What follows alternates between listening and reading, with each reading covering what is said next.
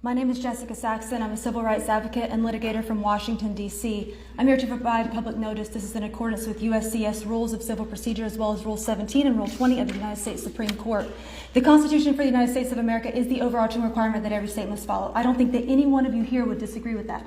States are not able to enact their own alternative legislation and substitute that for the guarantees of the Constitution. That would mean that your state laws are more powerful than the Constitution, and that is simply unlawful. Clause 1 of Amendment 5 to the United States Constitution says that no person should be held to answer for a capital or otherwise infamous crime unless on presentment or indictment by a grand jury. However, your state has enacted an alternative legislation that allows your prosecuting attorneys, your police officers, your sheriff's department to charge by way of information as opposed to indictment, which is unconstitutional. An emolument violation is when you pay a public official to commit a crime. There are two areas of the Constitution that reinforces this. The first is Article 1, Section 10. That's where it says that no state shall create any law that shall impair the obligation of contract. So everyone here is under a contract. Your oath to perform based on the oath of affirmation that you took to support and defend the Constitution of the United States of America. The second reinforcement of the issue regarding an emolument violation, which is when you pay a public official to commit a crime, is the 14th Amendment. And that's where it says that no state shall create or enforce any law that shall abridge the privileges or immunities of United States citizens. Privileges and immunities of United States citizens are at a bare minimum those that are enumerated within the Bill of Rights and the First and Amendments. I'm here today to provide notice to you that you cannot continue to pay public officials to commit crimes against the citizens of this county or this city. Anytime that you pay a law enforcement officer to abridge the Constitution, that is in fact a crime. It's an emolument violation, it is illegal, and it is unconstitutional. So I'm asking you honorable individuals, please take a look at Clause 1 of Amendment 5 that says no person should be held to answer for a capital or otherwise infamous crime, and then direct your public officials to act in a lawful, constitutional manner that is consistent with the obligations codified in the Constitution along with their oath of office. I have a notice that I would like to put on the record, please. Thank you so much.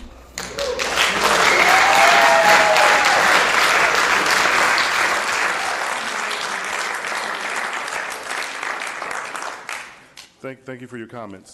So my name is Tanwood Downing. I'm the civil rights litigator that Ms. Saxon was just talking about. I'm preparing to argue this case to the United States Supreme Court on behalf of more than 700,000 people who are currently in prison here in America illegally and unconstitutionally.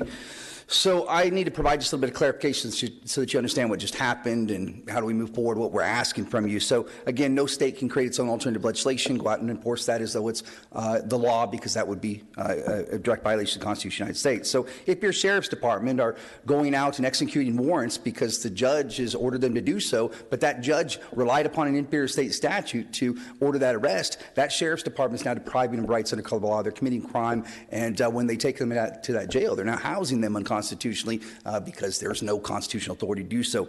So these I have approximately 11,000 criminal affidavits on behalf of victims that have been charged by way of information, not indictment, in violation of the Constitution of the United States, from right here from within the state of Indiana. Many are from within Marion County itself.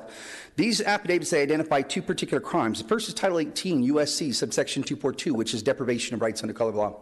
What that statute states is that any person who, under the color of any state statute, ordinance, custom, or regulation, deprives any person of any rights secured by the Constitution commits that crime. The second is Title 18 U.S.C. subsection 241, which is conspiracy to deprive of rights. What that states is that when two or more persons conspire with the purpose of depriving any person of any rights secured by the Constitution commits that crime. Now, the laws of criminal conspiracy for public officials states that any person who, having knowledge of any of the wrongs conspired to be done and who have the power to prevent or aid in the prevention of commission of same, neglects or refuses to do so, may be joined in suspense of the action. So upon having been provided with this notice, informing you that your agents whom you pay are out violating the Constitution of the United States, I'd ask you, let's go ahead and fix this, because the alternative is that I'm going to have to start converting these criminal affidavits into criminal complaints. I don't want to go down that path. You don't want me to go down that path. But we've been in contact with the director of FBI, Kash Patel, as well as all law enforcement. When they fail to follow the constitutional obligations they have, they are subject to arrest. Now, I know that you're going to go. I'm going to ask you guys, please step up, discharge the duties of your office, fulfill the obligations promise that you made to people of the state of Indiana, and let's support the Constitution. Thank you so much.